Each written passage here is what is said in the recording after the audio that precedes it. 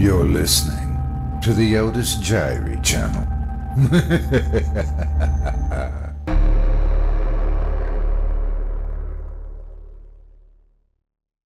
Part 5. After getting such a solid lead on who the sad boy in my dreams might be, I went back to researching with a vengeance. I must have gone through miles of microfiche in my quest for a reference to the name Barnett Reynolds, first in the local library of my hometown, then in my college library. I found plenty to satisfy my curiosity on both counts, though once more it only raised questions rather than giving me any solid answers about my answers.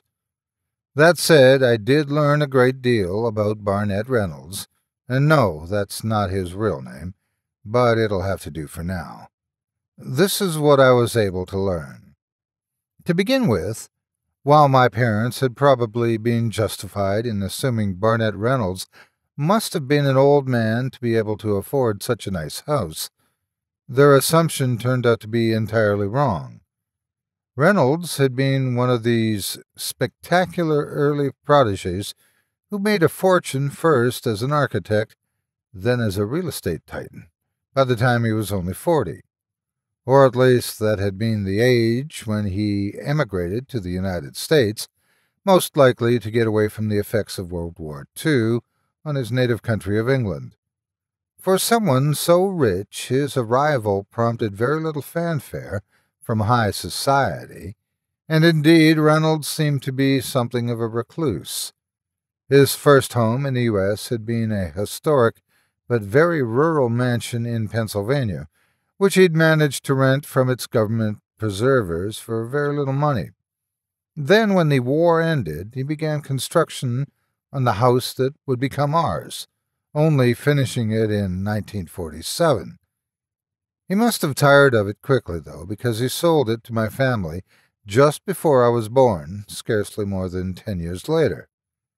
Also, I say he began construction on our house, but based on the local paper's human interest stories from the period, it would have been more accurate to say reconstruction. The cumbersome building process so many neighbors had complained of to my parents had actually been far more interesting than they'd given it credit for. You see, Reynolds had literally imported and reconstructed an entire building from the UK brick by brick from scratch. This had required copious amounts of shipping and transportation to get all the house's old component parts to Reynolds' new country estate, not to mention a permanent occupation of the area by thousands of workers and aides to Reynolds himself. Of course, Reynolds hadn't rebuilt the place entirely in its old form. Being an architect, he made some alterations of his own as the process went on, presumably both to improve the building's look and to make it more functional as a home. Why this building? The papers didn't say, and Reynolds apparently never explained. In fact, even local reporters seemed uninterested in tracking down what the building had been before Reynolds himself had taken an interest in it, referring it only as historic or storied. Even so, I suspected I knew what it was without being told. Given what I'd seen in my dreams, it seemed pretty obvious. In fact, the building had most likely been an orphanage, and perhaps an orphanage that Barnett Reynolds, or Barney, as I was almost certain he was really called, had lived at. However, if this was true, one question completely dumbfounded me. If my house had indeed been an orphanage where Barnett Reynolds had been tortured by the nightmarish creature we'd both faced, and which he was possibly still facing, why on earth had he wanted to set foot in it again, let alone live in it? There was, as it turns out, a surprisingly easy way to find out the answer to this question. With a little more digging, I was able to discover that Barnett Reynolds was actually still alive, and had apparently moved to the same state in which my college was located.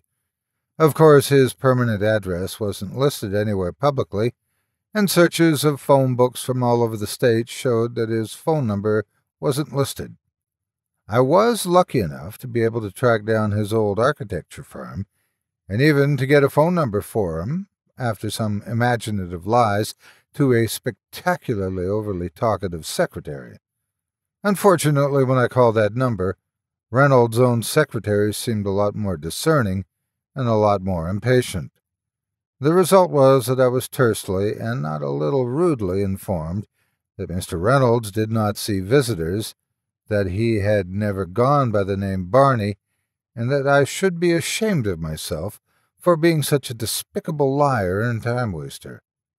With that lead coming up short, I decided that if I was going to work any of this out at all, or even reassure myself that I wasn't becoming a crazy person jumping at shadows, I had to have a lot more than I did before pursuing Barnett Reynolds again.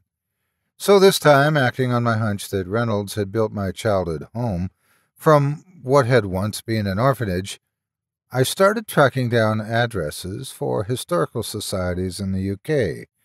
I even decided to try to spend the first semester of my sophomore year studying abroad at Oxford in order to get a better access. Fortunately, my college had a good enough academic reputation, and I'd somehow kept my grades up enough that this wasn't particularly difficult. So it was that when I arrived at Oxford, I immediately buried myself in Bodleian Library and began compiling as long a list of old orphanages from pre-World War II sources as I could.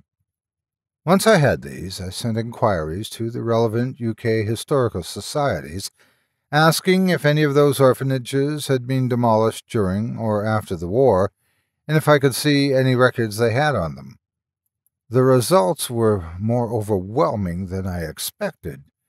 Most of the orphanages had been destroyed in some bombing or other. What little history they had was either lost in the rubble or non-existent beyond the evidence of the orphanage having once stood there. Of the orphanages that did have more extensive records, all that usually remained were old catalog listings of the names of the residents, but little beyond that. I spent a lot of train trips tracking these down where they existed, but always came up short.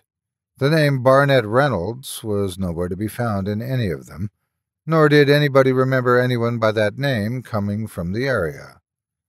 That is, until after months of looking, I received a reply that was so long in arriving I had half wondered if the post lost my original letter, or if perhaps the society itself no longer existed to receive it. Neither of these things, apparently, was true. It was just that the town in question, which I will disguise with the name Crenchley Parish, was so far out of the way that it took that long for anything to be delivered. Due to its faithfulness, I kept the handwritten note in question and reproduce it below. To Ms. Emma Sutton, my name is Clover Wells, and I'm the sole remaining proprietor of the Historical Society of Crenchley Parish. It is a pleasure to receive your letter. I must admit I was surprised that an Oxford student, let alone one from the States, is taking any interest in Crenchley. Truth be told, I'm surprised anyone still hears of us. What is more, your inquiry is of particular interest to me. Not only am I aware of the Crenchley Parish Charity School, but I actually spent a few years working there when I was much younger. As you allude in your letter, the school was demolished sometime in the 40s, though I am glad to say that unlike so much else, the bombings were not responsible. There's a great deal more to say, and I wish my wrist was still capable of writing it all down, but I fear I am far too old to be equal to the task. What is more, I certainly do not think I have the strength to go searching through the Historical Society's old things for what we collected from the charity school before it was destroyed. If your instructors will give you permission, however, you are more than welcome to visit me here at Crenchley Parish and look for yourself. I enclose my address below. Address omitted. Cordially, Clover. A phone number was placed just below this last line. I phoned it as soon as I was able to get to a payphone and work out how to operate it with UK currency. Eventually, I got the phone to ring, and a very old, very thick accented voice answered. Within a few quick exchanges, it was clear that I was speaking to Clover Wells. I asked if she might have time in the next week or so to sit down. She told me she'd have time for a visitor in about 3 days, and suggested a relatively straightforward train and bus route by which I could reach the small, out-of-the-way village in time. I thanked her and hung up. Needless to say, I was on the first train to that part of England 2 days later. After hours of riding first in a train and then on a bus, I arrived in Crenchley Parish, where I booked a room at a local pub. The next day I would see what Clover Wells herself had in store for me.